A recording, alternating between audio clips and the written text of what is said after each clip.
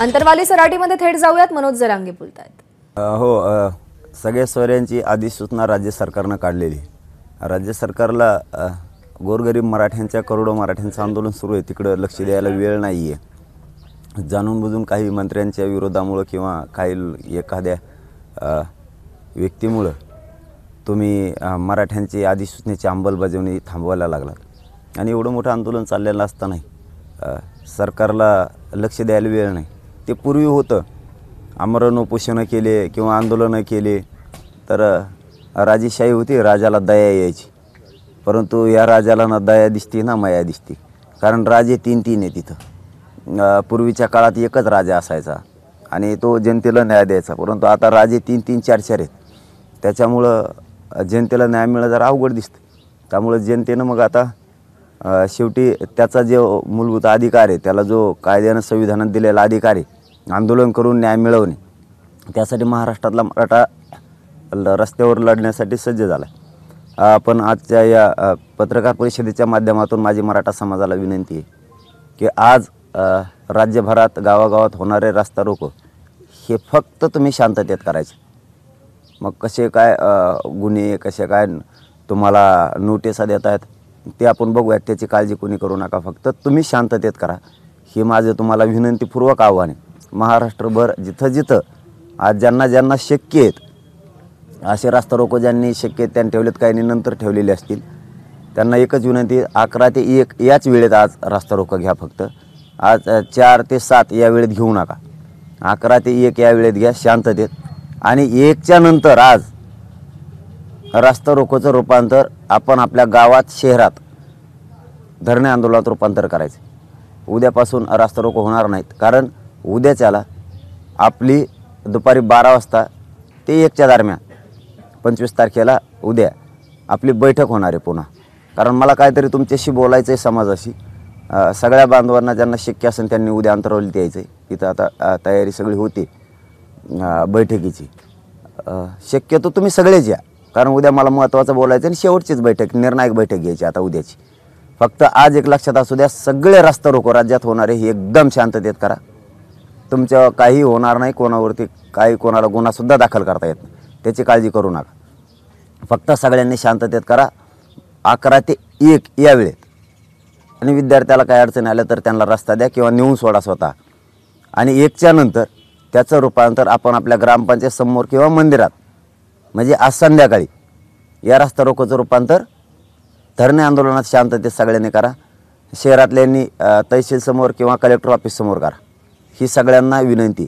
कारण उद्याच्याला आणखीन एकदा काही विषयावर चर्चा करायची, काय काय डाव आखले जात आहेत, काय काय केलं जातं आहे, काय षडयंत्र चाललेत, रात्रीतून कोणते आमदार एक यायला लागलेत, आपली 13 मार्चची तारीख अचानक कालच का घेण्यात आली, याच्यावरची मला जरा सविस्तर सगळं आपल्या समाजाशी बोलायचं आहे।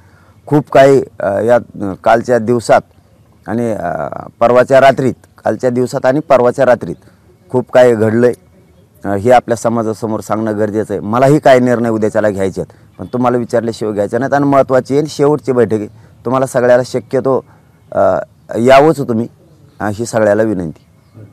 2 दिवसापूर्वी जे स्वरूप सांगितलेलं होतं आंदोलनाचं, त्यात अचानक कसं काय तुम्ही बदल केला? फक्त एकच बदल आहे, बाकी आहे तसंच आहे सगळं।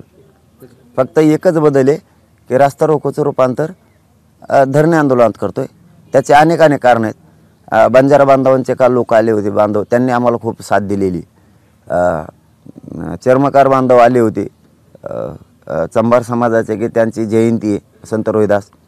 बंजारा बांधवाची प्रचंड मोठे भारत देशातून लोक येतात त्यांच्या कार्यक्रमाला नाशिकला, तीही लोक खूप आले होते काल की आम्हाला सहकार्य करा। आमचे 4-5 लाख लोक येऊन थांबलेत आणि लोक येत आहेत। 24 ते 27 आमची यात्रा आहे, तर लोक लेकरं बारीक लेकरं आहेत, गाड्या आहेत, ते आणले जातील। आणि आम्ही भावनाशून्य नाही आहेत, आम्ही सगळ्या समाजाला मानणारे लोक आहेत, सगळ्यांनी आम्हाला साथ दिलेली। आमच्यासाठी कोणाला त्रास व्हावा या भावनेचे आम्ही नाही आहेत। काही मुली पण खूप आल्या होत्या की त्या लेकीबाळींना थोडीशी भीती वाटते, कारण मराठा समाज शांततेत करणारे त्यांनी ठासून सांगितलं। मराठ्यांच्या पण मुली होत्या आणि इतर धर्मांच्या सुद्धा होत्या, तर त्यांनी ठासून सांगितलं की आम्हाला धाकच नाही कसला, परंतु पाठीमागच्यासारखं कोणी जाळपोळ करल, ते आंदोलकावर येईल तसं आम्हाला भीतीचं वातावरण आहे। मग कारण ते विद्यार्थी आहेत, ते विद्यार्थिनी आहेत, विद्यार्थी आहेत, जायला परीक्षेलाही होईल. तर थोडंसं आपल्याला त्यांचा विचार करून सामाजिक विचार करावा लागेल. आपण ज्याच्यासाठी आंदोलन करतोय त्याच लेकराला पेपरमुळे अडचण नाही आली पाहिजे. कारण ते लेकरं कोणाचे असो, आपलंच लेकरू जर परीक्षा वाचून हुकलं तर मग आपल्याला काय वाटेल, मग इतरांचं आपण लेकरू आपल्यात बघणार नाहीत का, ही याच्या पाठीमागचा उद्देश आहे. तर मग काय फरक पडत नाही ना. 24चा घेऊ फायनल, 3 मार्चचा फायनल रस्ता रोको आहे. म्हणून आपण ते या कारणास्तव आजचा रस्ता रोको करतोय आणि उद्या आजच संध्याकाळपासून म्हणजे आज दुपारनंतरच त्याचं रूपांतर धरणे आंदोलनात करतोय आपण. कारण आपल्याला ते करणं गरजेचं आहे. एखादी विद्यार्थ्यांच्या परीक्षा हेच बुडवणार आहे सरकारच, आणि त्यांना याचिका दाखल करून पुन्हा हे करायला म्हणजे हे एकदम ते पहिल्यांदा म्हणत होते बघा, रडीचा करंडीचा असं रडीचा डाव, असं ते आता ते डाव खेळायला लागले. यांच्यात आता सरकार अस्तित्वात असून बी स्वतःहून फेस करायची ताकद नाही राहिली.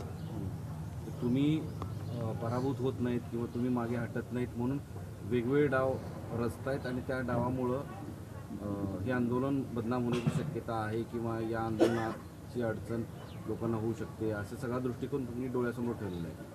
मी सगळं एकूण त्यांचा सारच लक्षात घेतो कधी पण, आणि मग थोडासा बदल करतो. बदल करणं म्हणजे माघार घेणं नाही, बदल करणं म्हणजे दुसरा डाव आपण बी टाकणं. मराठा समाजाला माझी विनंती, आपण थोडासा बदल करणं म्हणजे माघार घेणं नाही. रास्ता रोको केला तरी सगळ्या स्वारीची अंमलबजावणी पाहिजे, धरणे आंदोलन केलं तरी तुम्हाला सगळ्या स्वाऱ्यांची पाहिजे. मी सगळ्या स्वाऱ्यांची अंमलबजावणी घेतल्याशिवाय थांबत नाही. मराठ्यांना शब्द आहे. दुसरा पण आहे, त्यांनी किती हारायचा प्रयत्न केला तरी मी हारत नाही. जर हारलो ना मनोज जरा नाव बदलून ठेवी. हां, खेट म्हणा, तुला काय खेटायचं. या आंदोलनाच्या दरम्यान कोणी अशी वृत्ती आहे का, ती तयार झालेली आहे का किंवा तशी तयार करतायत का की आंदोलनाला बदनाम करायचं आणि रास्ता रोकोमध्ये काहीतरी अनुचित प्रकार घडून आणायचा, असं तुमच्या कानावर आलंय का? म्हणूनच मी समाजाला सांगितलंय की रास्ता रोको करत असताना आपण शांततेत करा. आणि रास्ता रोकोचा पॉईंट आहे त्याची जबाबदारी फक्त आमची. तिकडे 200-300 मीटरवर काय होईल त्याला जबाबदार आम्ही नाही. ते सरकार जाणं ते जाणं, ते कोणी ते उचलावून बघा त्याचा उद्योग, त्याला जबाबदार आमचे लोक नाही. आमचं आंदोलन सुरू आहे तिथं, एखादा रास्ता रोको सुरू आहे तिकडे मागं कोणी काय करीन, त्याचीच गाडी तेच फोडीन, त्याला आम्ही काय करावं, त्याला जबाबदार आम्ही नाहीत. फक्त आंदोलनाच्या ठिकाणी मराठा बांधवाच्या चारही बाजूने पोरांनी मोबाईलमध्ये आपल्या स्वतःच्या व्हिडिओ शूटिंग करायची. आपल्या रास्ता रोकोत कोणी घुसतंय का, साध्या वेशात पोलीस घुसतोय का, साध्या वेशात दुसरे कोणी घुसत आहेत का, ते स्पष्ट दिसणार आहे. त्यामुळे आपली सुरक्षा आपणच करायची, पण आंदोलनं मात्र आता थांबवायचे नाही. यांना आता हरायचं नाही. कोर्टाने पण हे सांगितलंय, हायकोर्टाने, की शांतता सुव्यवस्थेची जबाबदारी ही तुमची पण असणार आहे. राज्य अस्तित्वात नाही का, या राज्यात विधानसभा अस्तित्वात नाही का, विधान परिषद अस्तित्वात नाही का, गृह मंत्रालय अस्तित्वात नाही का, सरकारची जबाबदारी नाही का, कमकुवत आहे का सरकार. न्यायालयांचा आम्ही प्रत्येक वेळेस आदर करतो, इथून मागेही केला आहे, पुढेही करणार आहे. मान्य न्यायालयाचा शब्द आम्ही ओलांडत नाही आणि माझ्याकडे अधिकृत काहीच आलेलं नाही. त्यामुळं मी मान्य न्यायालयाच्या निर्णयावर काहीच बोलू शकत नाही. आज तुम्ही उद्याची बैठक म्हणताय ना, मी आंतरवाली उद्या की परवा, उद्या 25 तारखेला दुपारी 12 वाजता बैठक येते किंवा 1च्या दरम्यान. असं म्हणाले की ही निर्वाणीची म्हणजे अखेरची शेवटची असं तुम्ही शब्द वापरला, हे काय? नाही, मग आता आम्हाला एकदाच ठरावं लागणार आहे त्याच्यासाठी, आणि मला एकदाच समाजाला सांगावं लागणार आहे आता हे डावं सगळे. मला हरायची तयारी त्यांची आणि मी हरत नाही. आता तर नाहीच, दुसऱ्याच्या खांद्यावर बंदूक होता, आता तर हरतच नाही. कायदा अस्तित्वात आहे, गृह मंत्रालय अस्तित्वात आहे, राज्यपाल पद अस्तित्वात आहे, मुख्यमंत्री 2 उपमुख्यमंत्री पद अस्तित्वात आहे, इथं विधानसभा विधानसभा विधान परिषद अस्तित्वात आहे, इथं कायदा अस्तित्वात आहे, इथं पालकमंत्र्याचं पद अस्तित्वात आहे. काल काही मंत्र्यांनी पण आवाहन केलेलं आहे काय की या संदर्भात तुम्ही विचार करावा. फडणवीसांनी म्हटलंय की इतरांना त्रास होईल असं आंदोलन करू नये. आम्ही नाही काही इतरात येत. मग पण आता महाराष्ट्राला असा प्रश्न पडलेला आहे की तुम्ही या भूमिकेवर आहात, सरकार त्या भूमिकेवर आहे, मग तोडगा कधी निघणार? सर त्याच्यासाठी आता सरकार तुम्ही बोलताय सरकारकडे, सरकार बोट तुमच्याकडे दाखवतंय, याच्यात उत्तर काय? शेवटी काहीतरी तोडगा निघाला पाहिजे असं वाटत नाही का? जाऊन होऊन द्या आपल्या दोघांचं जाता. आधी सूचना कोणी काढली? ते अंमलबजावणी कोण करायची ते नाही. राष्ट्रपती राजवट चालू आहे की इथं सरकार आहे ना तुम्ही, तोडगे आम्ही काढायचे का? 14 15 दिवस झाले तर उगत येत, आम्ही सलाईनवर जागायला लागलोत. तुम्हाला काहीच कळत नाही का? पूर्वी उपोषण केलं तर राजाला दया यायची. हे राजे आहेत का कोण आहेत? 3 राजामुळे कोणत्याच राजाला कळा ना गादीवर मी आहे का कोणी? कोणीच निर्णय घ्या ना, एक राजा व्हा ना कोणीतरी, तेव्हा जनता जगन ना. तुम्हाला 17 जणांना विचारायचं आणि मग यायचं निर्णय घ्यायचे, कसं होईल? पहिल्या राजाला दया होती, तर दया माया काय आहे का नाही? यांना जबाबदारीच यांची आहे ना, राज्य कसं चालवायचं, काय करायचं. शेवटी जनता बिथारल्यावर जनता काय करणार आहे? तुमचं उदं थोडे करणार आहे. तुम्हाला साध्या गुलालाचा राग आला, हां? राजाने तसा निर्णय घ्यावा. 3 राजे आहेत, तसा निर्णय घ्यावा. 2 राजांना एका राजाला आडबी पडू नये. एखादा राजा निर्णय घेता असला तर दोन्ही राजांनी जरा साथ द्यावा. तोच घोडं उधळू नाही कुंकडे बी बिगर गुलालाचं. तो गुलाल उधळला नाही त्याला मी काय करू?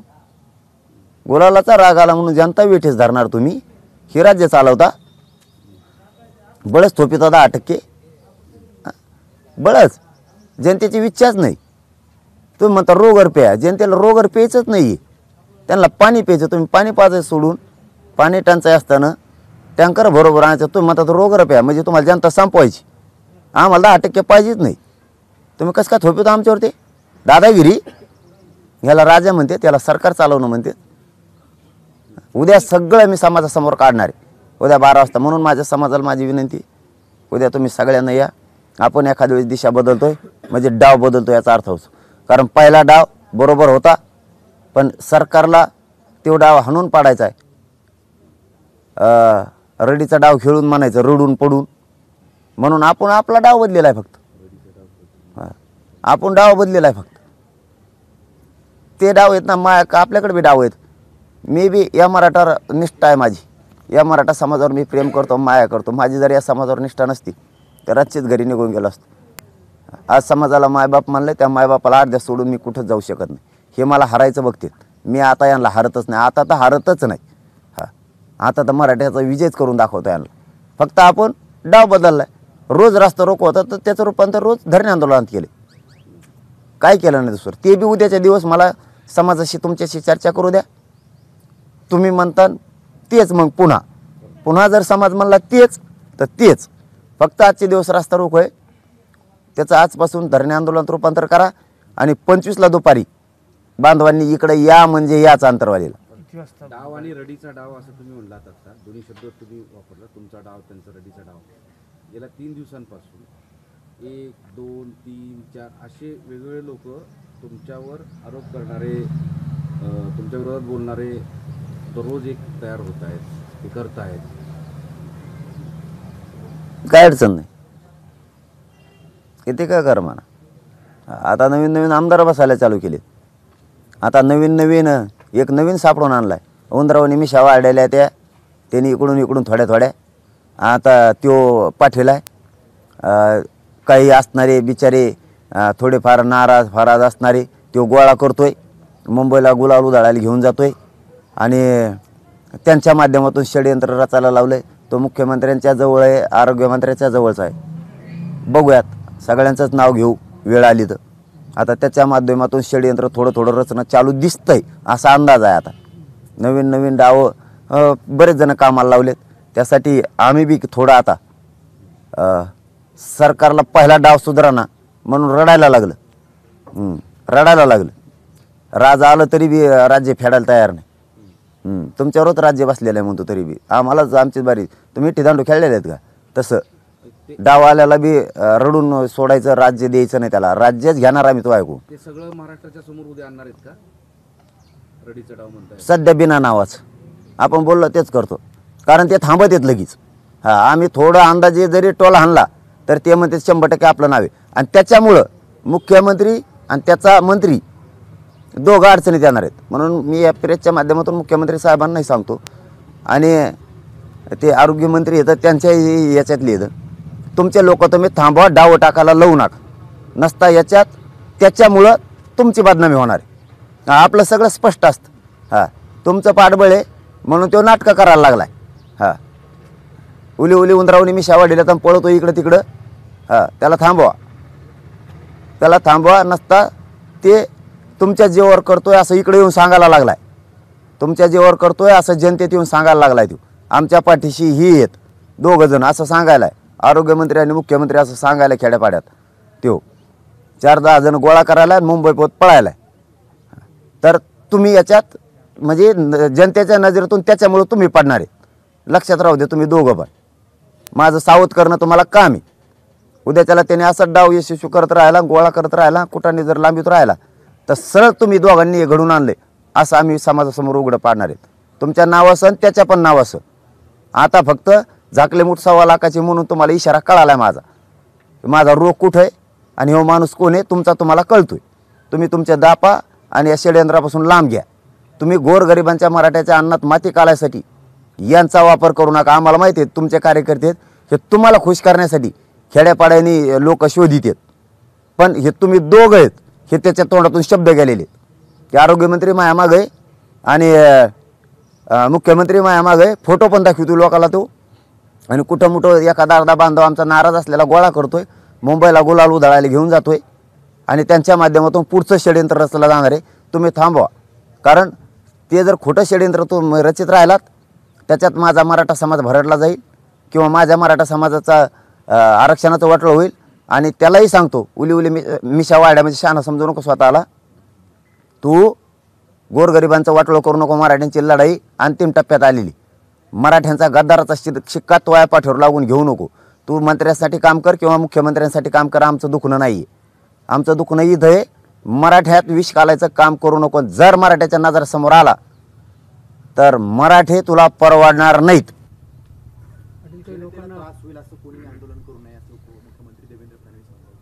आणि मग कुठं करतो लोकांना त्रास होणार. आम्ही लोक नाही का? आम्ही लोक नाहीत का? तिघं राजे एकत्र या आणि पडदेशी निर्णय घ्या. वेटीस धरू नका आम्हाला. अधिसूचना तुम्ही काढली किती दिवस झाले? आज आहे ना 24 तारीख. काढली 16 तारखेला तारीख संपली ना. काय होत नाही 9 दिवसात? 9 दिवसात काय होत नाही? कोणची छाननी करताय अशी? 6 लाखांची का काय किती आल्या आता? कोणची छाननी करताय अशी? तुम्ही काय व्यापारी आहेत काय? म्हणून त्याच्यातले लगेच तुम्हाला चालना लावूनच बाजूला काढायचे. मराठ्याच्या बाबतीत इतकं बारीक चालणी आहे का तुमच्याकडे? काही लोकांना प्रतिबंधात्मक नोटीस दिल्या जे निवेदन द्यायला जाईल वेगवेगळ्या तालुक्यात आपल्या जिल्ह्यात. हा तेही मला रात्री कळालं आहे. म्हणून आमची रात्री त्याच्यावरती आम्हाला ते रात्रीही कळालं आहे की प्रत्येक तालुक्यात जिल्ह्यात ज्या पोरांनी आमच्या रास्ता रोकोचे निवेदन दिलेत त्यांना नोटिसा दिल्यात. त्या नोटिसा स्वीकारल्या तरी काय हरकत नाही आहे. काय होत नाही. कारण आपण काय आंदोलन दंगल फिंगल करणार नाहीत, जाळपोळ करणार काय होणार नाहीत. तुम्ही नुसता रास्ता रोको केला आहे. मराठा बांधवांना जाहीर सांगतो तुम्ही नुसता रास्ता रोको केला म्हणून जर गुन्हा दाखल केला ना तुम्ही मला येऊन सांगायचं. कारण काही SP आणि PSI जाणून बुजून शांततेत केलं तरी गुन्हे दाखल करायला लागले. हे सरकारला मागात पाडणार आहे. हां जर असं काही झालं ना शांततेत रस्ता रोको करून तुम्ही जर गुन्हे दाखल केले ना गृहमंत्रालयाचं ऐकून किंवा गृहमंत्र्याचं ऐकून तुम्हाला हे जड जाणार आहे. 100% जड जाणार आहे. आम्ही हटतच नाहीत सगळ्या स्वारींची अंमलबजावणी घेतल्याशिवाय. इकडे येऊन प्रश्न सोडायचे तर आम्हाला सलाईनवर जगायला लावलं आहे. दुसऱ्याच्या खांद्यावर बंदूक ठेवून सरकार चालवता काय?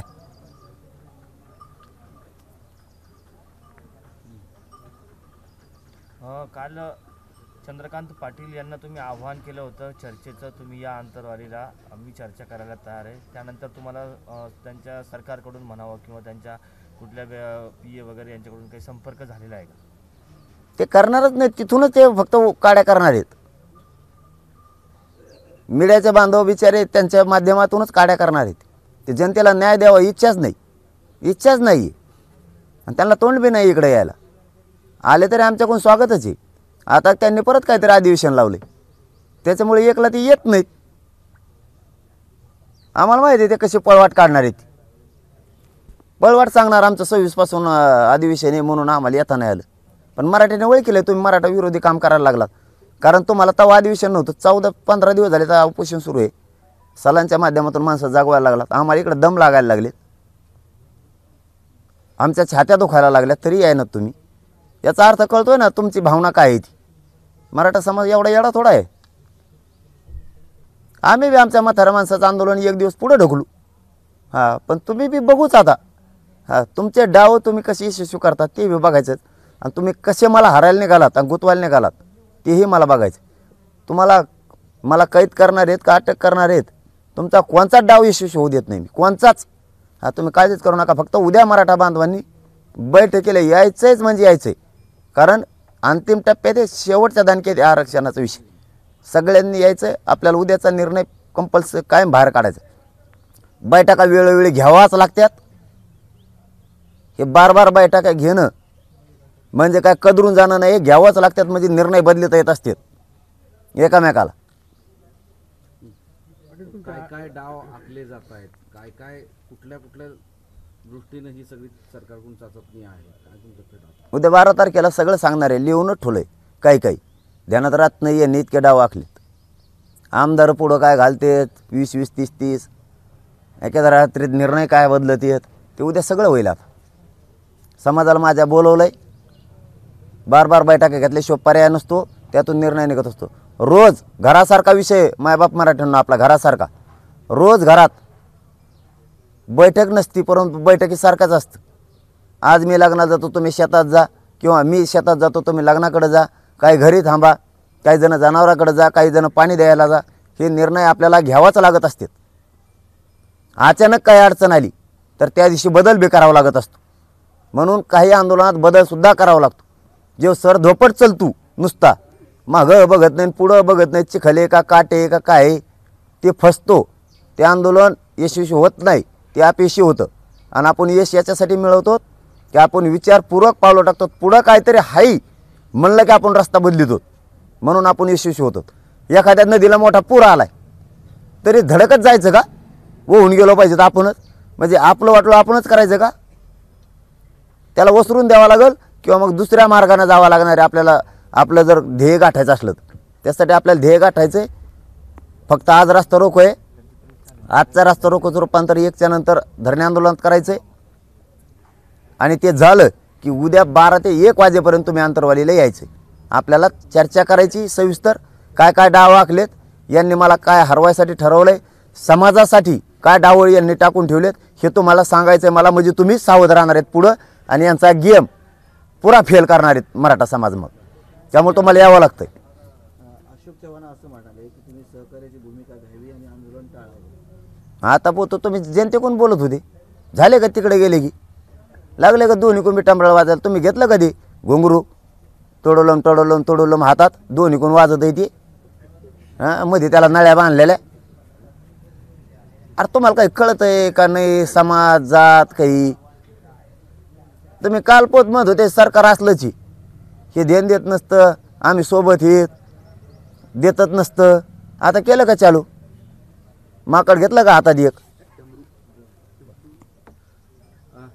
तुम्हाला सरकार, आता अशोक चव्हाणांचा यांनी उल्लेख केला, त्यांनी बोलले म्हणून काल चंद्रकांत पाटील म्हणाले होते, तसं जे तुम्हाला आवाहन करतायत की तुम्ही सबुरीनं घ्या, संयमानं घ्या, काहीतरी चर्चेतून तोडगा काढा वगैरे वगैरे ते आवाहन करतात, तसं तुम्ही एकदा तरी करणार आहात का सरकारला, मंत्र्यांना आवाहन?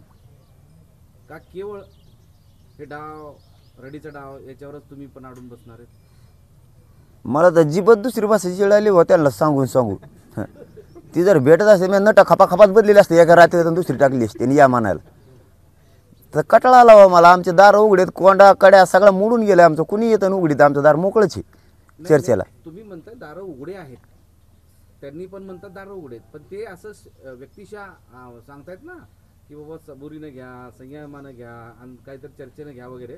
तसं तुम्ही सरकारला म्हणणार आहेत की बाबा या आज या तुम्ही दारं उघडेत हे नेहमी पहिल्या दिवसापासून म्हणताय, पण आता आज घडीला आज या चर्चा करूयात, चर्चेतून मार्ग काढूयात, डाव खेळण्यापेक्षा असं काही म्हणणार आहेत का?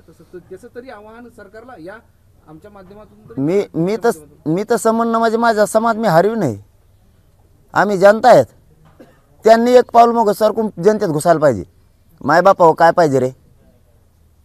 जबाबदारी त्यांच्यावर खांद्यावर हात फिरायची, पाठवून हात फिरायची जनतेच्या. जनताने कोणत्या दिवशी ऐकलं नाही त्यांचं. 6.5 महिने होत आले जातात त्यांचंच ऐकते जनता. मुख्यमंत्र्याचा मान सन्मान केलेला आम्ही प्रत्येक वेळेस शब्द वापरतो, देऊ शकते तर मुख्यमंत्री, बाकीच्यांनी त्यांना साथ द्यावी. त्यांना यायला काय हरकत आहे? मनानं बोलवायला पाहिजे का जनतेने? बोलवायला कार्यक्रमाला पाहिजे, लग्नाला पाहिजे, इथं काही वरात असली तर तिथं पाहिजे. ढोलेबाजी आहे का? मग मला थोडं अंग घालायचं आहे. इथं आमंत्रण असतं. इथं जनता तुमची आहे, तिने तुम्हाला त्या राजगादीवर बसले. आजचा राजा तुम्ही आहेत, पण राजाला दयाच जर येणार नसली तर त्याला राजा नाही म्हणलं जात. जरा मागचे दाखले घेऊन बघा, वाचून बघा, राजा कोणाला म्हणलं जातं? ज्याला दया आहे जनतेची त्याला. इथं जनता आक्रोश करायला लागली, रस्त्यावर उतरायला लागली. तुमच्या साध्या रागासाठी गुलाल नाही फेकला म्हणून, 10% घेतलं नाही म्हणून तुम्ही जनतेला वेटीस धरायला लागले. तुमचे दिवस जवळ आलेत, मग वेटीस धरणाराचा सुपडा साफ करील जनता. तुमच्या राजकीय करिअरचा वेटीस धरायला लागला तुम्ही जनतेला. आता दिवस कोणचे आहेत, काय आहेत? जनता आक्रोश करते आणि तुम्ही गुलाल नाही उधळला म्हणून. द्या ना सगळ्या स्वारीची अंमलबजावणी. तुमच्या चौकून गुलाल पाडला पाहिजे इतका टाकी देईन. हात पुरत नाही ते थोर गुलाल जाईन तुमच्या.